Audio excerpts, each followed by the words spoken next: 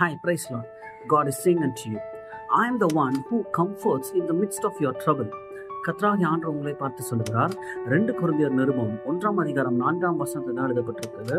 எங்களுடைய உபத்திரவங்கள் மத்தியில அவரே எங்களுக்கு ஆறுதல் செய்கிறவர் அப்படின்னு சொல்லிட்டு அப்போஸ்தலனாகிய பவுல் இந்த கொரிந்தியருக்கு எழுதும் பொழுது இதை பற்றி எழுதுகிறார். ஆமென்.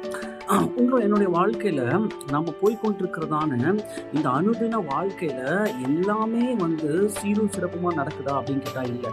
எல்லாமே நமக்கு பிடிச்ச மாதிரி நடக்குதான்னு கேட்டா இல்லை. எல்லாமே நம்முடைய வாழ்க்கையில நாம் எதிர்பார்த்தபடியே நடக்குதான்னு கேட்டா இல்லை.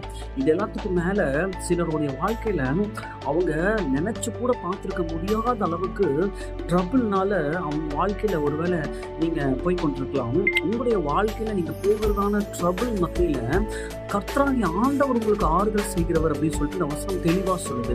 ஆமென். இந்த உலகத்துல வாழ்கிற மனிதர்களாகிய நமக்கு ஆறுதல் எந்த இடத்துல இருந்து கிடைக்குதுன்னு சொல்லிட்டு நம்ம தேடி போகிறோம் அப்படின்னா அந்த இடத்துல இருந்து கிடைக்கிறதான ஆறுதல் உண்மையான ஆறுதல்னு பார்த்தா கண்டிப்பா கிடையாது.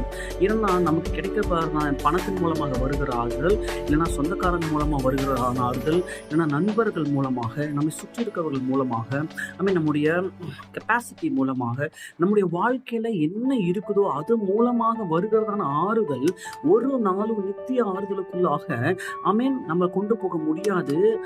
அது நிரந்தரமான ஒரு ஆறுதலா இருக்க முடியாது.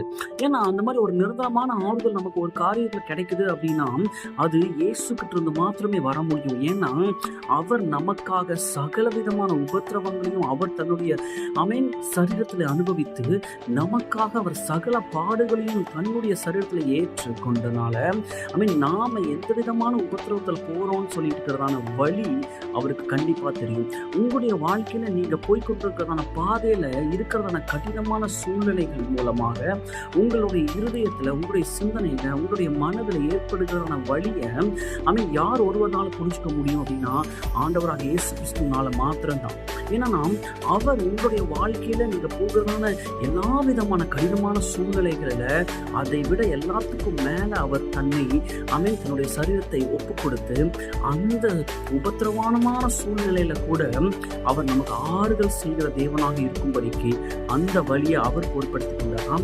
உங்களுடைய வாழ்க்கையில நீங்க போகிறதா அந்த கடினமான சூழ்நிலையில வருகிறதான போராட்டங்கள், the troubleful situation what you are going through in the midst of your in your life, உங்க லைஃப் நடுவுல நீங்க உங்க வாழ்க்கையில ஏற்படுகிறதான எல்லா விதமான கடினமான சூழ்நிலையையும் நீங்க கர்த்தர்கிட்ட கொண்டு போய் கொடுத்து ஆண்டவரே எனக்கு ஆறுதல் பண்ணுங்க, எனக்கு ஆறுதல் கொடுங்கன்னு சொல்லிட்டு கேட்க முடியும்.